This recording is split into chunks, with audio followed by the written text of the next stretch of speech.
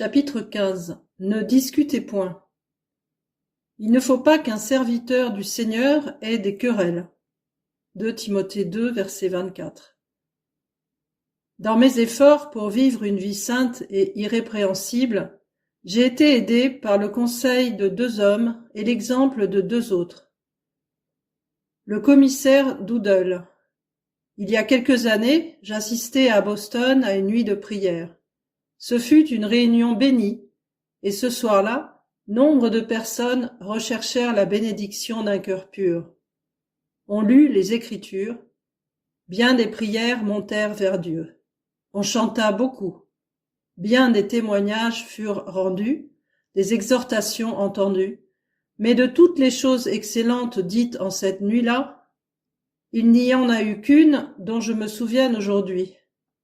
Elle s'imprima dans ma mémoire de manière à ne s'en effacer jamais. Au moment de terminer la réunion, le commissaire Doodle, s'adressant à ceux qui s'étaient avancés au banc des pénitents, leur dit « Souvenez-vous de ceci. Si vous voulez conserver un cœur pur, ne discutez jamais. » 20 ans de pratique de la sainteté avaient dicté ce conseil qui retentit alors à mes oreilles comme la voix même de Dieu. L'apôtre Paul. En écrivant au jeune Timothée, le vieil apôtre épanchait son cœur auprès de celui qu'il aimait comme un fils en l'Évangile. Il désirait l'instruire pleinement dans la vérité, afin que, d'une part, Timothée pût échapper à toutes les embûches du diable, marcher dans la voie d'un saint triomphe et dans la communion du Seigneur, et se sauver soi-même, afin qu'il pût, d'autre part, être accompli et propre à toute bonne œuvre, pour instruire et guider d'autres hommes vers le salut. Parmi plusieurs recommandations instantes qu'il lui adresse, celle-ci m'a particulièrement frappé. Rappelle ces choses en conjurant devant Dieu qu'on évite les disputes de mots qui ne servent qu'à la ruine de ceux qui écoutent. 2 Timothée 2, verset 14. J'en conclus que Paul conseillait d'aller droit au cœur en faisant l'impossible pour les amener à Christ, les convertir et les sanctifier, plutôt que de discuter, perdre du temps et, peut-être aussi, la paix intérieure. Ailleurs, il dit « Repousse les discussions folles et inutiles, sachant qu'elles font naître des querelles. » Or, il ne faut pas qu'un serviteur du Seigneur ait des querelles. Il doit, au contraire, avoir de la condescendance pour tous, être propre à enseigner, doué de patience, et il doit redresser avec douceur les adversaires. 2 Timothée 2, versets 23 à 25. Évidemment, l'apôtre attachait une grande importance à ce conseil, car il répète en écrivant à Tite « Évite les discussions folles, les généalogies, les querelles, les disputes relatives à la loi, car elles sont inutiles et vaines. » Tite 3, verset 9. Je suis certain que Paul avait raison en écrivant ainsi. Il faut du feu pour allumer un feu, et il faut de l'amour pour susciter l'amour. Une froide logique ne conduira pas un homme à aimer Jésus. Or, seul celui qui aime est né de Dieu. 1 Jean 4, verset 7. Le marquis de Renty. Ceux à qui l'Évangile a été enseigné dans toute sa pureté et dans toute sa simplicité peuvent à peine réaliser l'effrayante obscurité au sein de laquelle des hommes, même s'ils appartiennent à des nations dites chrétiennes, doivent se débattre pour trouver la vraie lumière. Il y a quelques centaines d'années, au sein de la noblesse française licencieuse et déréglée, en dépit d'une religion purement formaliste et mondaine, le marquis de Renty parvint à une pureté de foi, une simplicité de vie et de caractère, et une communion sans nuage avec Dieu, qui furent à la gloire de l'Évangile et devinrent une bénédiction, non seulement pour les contemporains et les compatriotes du noble marquis, mais pour les générations à venir. Par sa position sociale, sa richesse et ses aptitudes pour le commerce, il se trouva mêlé à différentes entreprises séculières et religieuses, dans lesquelles sa foi et sa sincérité brillèrent d'une manière remarquable. En lisant sa biographie il y a quelques années, je fus frappé de sa grande humilité, de sa sympathie pour les pauvres et les ignorants, de ses efforts pleins d'abnégation et de zèle pour les instruire et les sauver, de son activité, de la ferveur de ses prières et de ses louanges, de sa constante faim et soif de la plénitude de Dieu.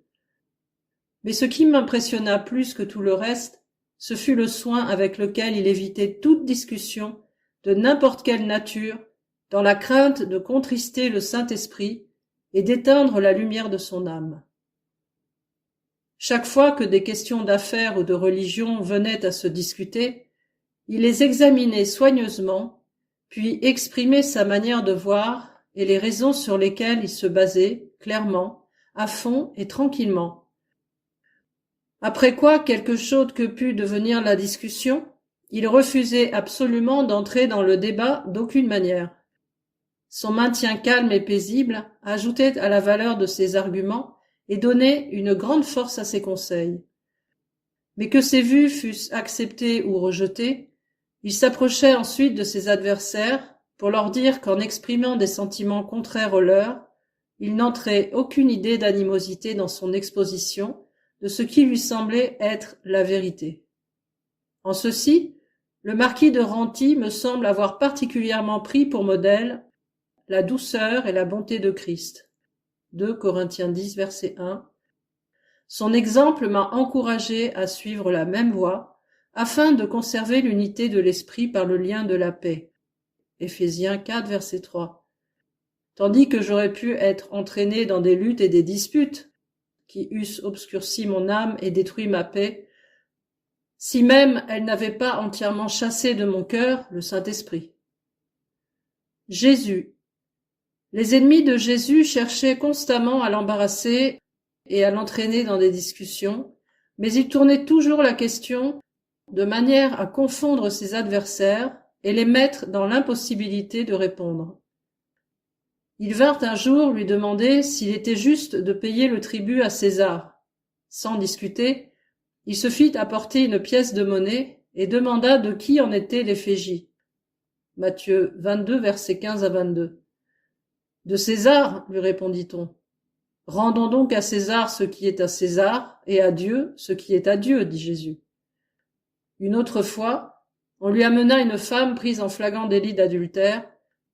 Son cœur aimant fut touché de compassion pour la pauvre pécheresse, mais, au lieu de discuter avec ses accusateurs pour savoir si elle devait être lapidée ou non, il dit simplement que celui de vous qui est sans péché jette le premier la pierre contre elle. Jean 8, verset 7. Et tous ceux qui composaient cette foule hypocrite, trouvant leur combinaison déjouée par sa simplicité, se dérobèrent l'un après l'autre. La pécheresse resta seule avec son Sauveur. Jamais d'un bout à l'autre des évangiles, on ne trouve Jésus engagé dans une discussion quelconque profane. Son exemple est pour nous d'une importance infinie. Il est naturel à l'homme d'affectionner les choses de la chair. Romains 8, verset 5. De faire face à l'opposition. Mais nous devons être des hommes affectionnés aux choses de l'esprit. Par nature, nous sommes fiers de nous-mêmes et de nos opinions, toujours prêts à résister obstinément à celui qui s'élève contre nous et nos principes. Avoir le dessus à tout prix, soit par la force de nos arguments, soit par celle des armes, telle est notre première préoccupation. La contradiction nous impatiente et nous rend prompts à juger les motifs d'autrui en condamnant qui ne partage pas nos vues. Nous nous plaisons alors à parer notre promptitude et notre impatience du nom de zèle pour la vérité. Il s'agit le plus souvent, en réalité, d'un zèle violent et irraisonné sans autre but que celui d'appuyer notre manière de voir. Or, je suis fortement incliné à croire que c'est un des derniers fruits de l'esprit charnel que la grâce puisse détruire.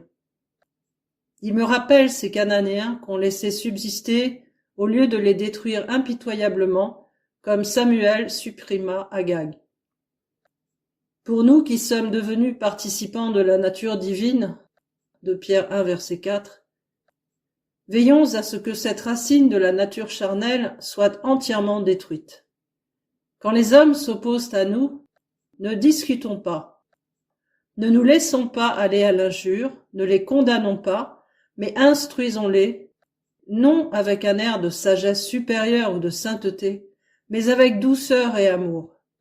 Nous rappelons qu'il ne faut pas qu'un serviteur du Seigneur ait des querelles, qu'il doit, au contraire, avoir de la condescendance pour tous, être propre à enseigner, doué de patience.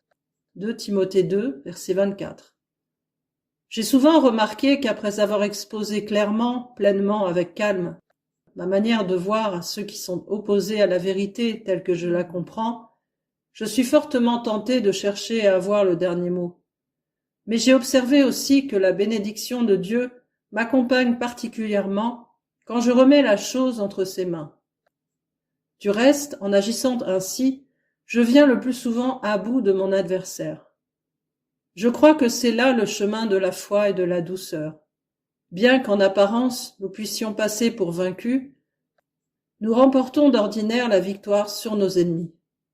Et si nous possédons une véritable douceur, nous nous réjouirons davantage de les avoir amenés à la connaissance de la vérité que d'avoir remporté la victoire par nos arguments.